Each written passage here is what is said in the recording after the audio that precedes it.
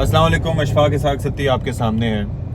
आज जी खबरें चल रही हैं कि जी आईएमएफ के पास हमें जाना पड़ेगा। आईएमएफ के पास हम नहीं जाएंगे तो हमारे पास कोई ऑप्शन नहीं है, मुल्क डिफ़ॉल्ट की तरफ जाएगा और मुल्क डिफ़ॉल्ट हो जाएगा। तो अच्छा मसला पता है क्या है? मसला ये है कि इनको हुकूमत चलाने के लिए चाहिए पैसे। अब पैसे उस सूरत में आएंगे जब आईएमएफ की ये बातें मानेंगे, शराइत मानेंगे। और शराइत इसलिए माननी पड़ेंगी कि वो लोग आप पे भरोसा नहीं करते। आप लोग करते हैं उनके साथ दो नंबरियाँ, यानी कि जो कहा जाता है उस पर अमल नहीं करते। ये सिलसिला शुरू हुआ है आज तक, जब से हम आईएमएफ के पास गए, जब से ये सिलसिला चला आ रहा है। नॉर्मली आईएमएफ ऐसा नहीं करता कि वो माइक्रो मैनेज आके करे चीज़ें, एक एक चीज़ पे नज़र रखे, लेकिन वो मुल्क दूसरे होते हैं। हमारा मसला ये है कि हमें पैसे भी चाहिए और हमारी भरमबाजी भी कायम रहती है, और फिर अपने मकसद के एतबार से एंड टाइम पे हम उन्हें डिच भी कर जाते हैं कि चलो हम तो गुजर गए हैं, अगली हुकूमत भुगतेगी। ये कारनामा किया पहले तहरीक इंसाफ ने, शौकत तरीन साहब के दौर में। आप ये देखें, पहले मिन्नतें तरले करके गए उनके पास, एंड में जाके जी सब्सिडी दे दी 250 अरब रुपए की। किस पे? पेट्रोलियम प्राइसेस पे, तहरीक आदम एतमाद के चक्कर में वो सारा सिलसिला हो गया। उसके बाद मिफ्ता इस्माइल साहब अल्लाह अल्लाह करके वो आईएमएफ का पैकेज लेके आए, डिफ़ॉल्ट का ख़तरा टला, सारी चीज़ें हुई। फिर उसके बाद अब इसहाक डार साहब जाके आंखें दिखा रहे हैं कि जी मैं तो जी किसी की बात नहीं मान सकता जी, मैंने तो अपनी करनी है जी, मैं डरता वरता नहीं हूँ जी, आईएमएफ ने हमने ख़रीदा हुआ नहीं है। अब जिस किसी के पास आप जा रहे हैं वो आगे से जाके कह रहा है कि भाई पहले आईएमएफ से मामलात सीधे करो। भाई देखिए मेरी बात सुने, आप जब किसी से कर्ज लेने जाते हैं ना, तो आपने उनको बताना होता है कि हम कितने संजीदा हैं ये कर्ज वापस करने के लिए। मिसाल के तौर पर अगर मैंने किसी से पैसे लिए हैं और वो बंदा देख रहा है कि भाईजान तो ये फुल टाइम शशके चल रहे हैं भाई के, पैसे लेके उसके बाद भाई जो हैं वो जिस काम के लिए पैसे लिए थे वो काम तो नहीं हुआ, लेकिन भाईजान की अय्याशियाँ फुल टाइम चल रही हैं। तो अगला बंदा ज़ाहिर तकाजा तो करेगा ना कि यार मेरे पैसे आपने किस तरह से वापस करने, कैसे वापस करोगे, और उसका तरीक़ेकार क्या है, किस तरीके से ये चीज़ें होंगी।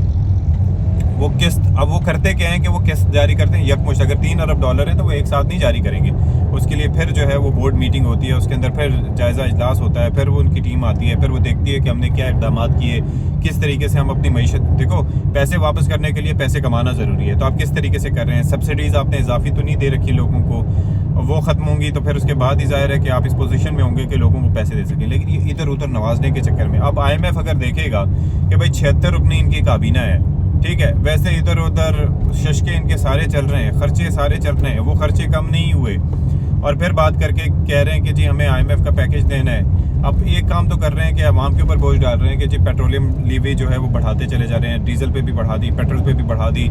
इस बार 1 जनवरी से कीमतें कम होनी चाहिए थी, लेकिन वो भी कम नहीं हुई, क्योंकि जाहिर है कि उन्होंने पैसे वो करने हैं। और अभी से इतना चीखना चिल्लाना है, तो यार मैं तो ये सोच रहा हूँ, मैं परेशान होता हूँ, यकीन माने कि जब ये जाएंगे इनफैक्ट उनके पास, और जब आईएमएफ की मानेंगे तो फिर क्या सिचुएशन होगी, फिर तो चीखें निकल जाएंगी।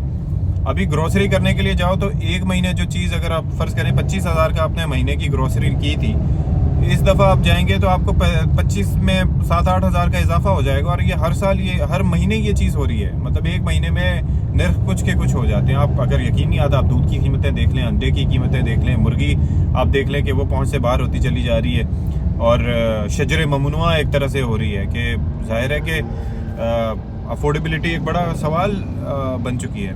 फिर ऊपर से हम लोग इतने मुनाफों की तरह बात करते हैं कि जी पहले तो चीज़ें बड़ी ठीक थी। भाई बात यह है कि प्राइस कंट्रोल का कोई निज़ाम हमारे यहाँ एग्जिस्ट ही नहीं करता। जो प्राइस कंट्रोल का महकमा है वो भी लूटने के लिए बैठा हुआ है लोगों को। उनके अलग मसाइल हैं, मतलब रेट लिस्टें निकालते हैं, उनके ऊपर कोई अमल नहीं करता।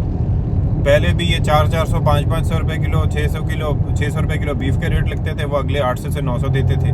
फिर उसके बाद बकरे के गोश्त के 750 रुपये लिखते थे, वो 1300 रुपये देते थे। वो तो अब बढ़ के 1800 रुपये, 1700-1800 रुपये हो गया उसका रेट। मुर्गी के नर्ख की भी जो रेट लिस्ट निकलती थी, सब्जियों की जो रेट लिस्ट निकलती थी, फ्रूट्स की जो रेट लिस्ट निकलती थी, कोई भी चीज़ उसकी जो कीमत बताई गई थी, मुतय्यन करदा थी, उसके ऊपर नहीं मिलती थी। तो भाई ये निचले लेवल पे जो मुनाफिकत है, इनको तो ख़त्म करें ना यार। आपका कोई मैकेनिज्म नहीं, आवाम का कोई मतलब कोई पुरसाने हाल नहीं है, कद्दू कोई नहीं सोचता आवाम का यार। आवाम खुद अपना नहीं सोचते।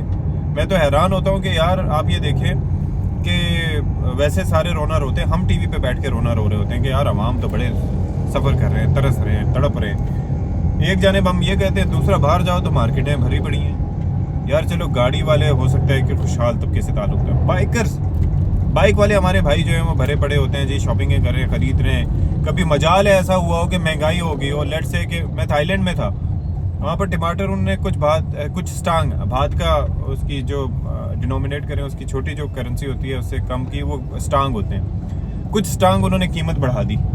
भाई वहाँ पर स्टूडेंट्स मौजूद थे, वहाँ पर जो वॉलंटियर करते हैं जाके ऐसे मॉल्स वगैरह में, यहाँ पर तो नखरे ख़त्म नहीं होते हमारे स्टूडेंट्स के, तो वो मतलब प्राइमरी बल्कि सेकेंडरी के स्टूडेंट्स जो है वो वहाँ पर वॉलंटियर करते हैं, बल्कि शायद उनको उसके पैसे भी मिलते हैं कैश काउंटर्स वगैरह पे।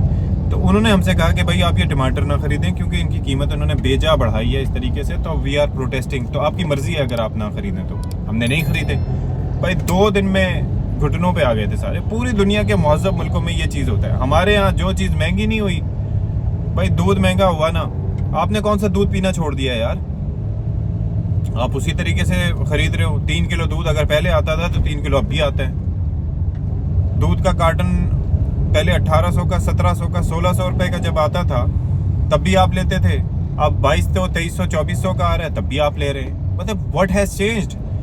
आपने कुछ भी चेंज नहीं किया ना। चलो आटे की मैं समझ सकता हूँ कि यार आटा एक जो है वो बेसिक नेसेसिटी है, उसके बगैर नहीं रह सकते।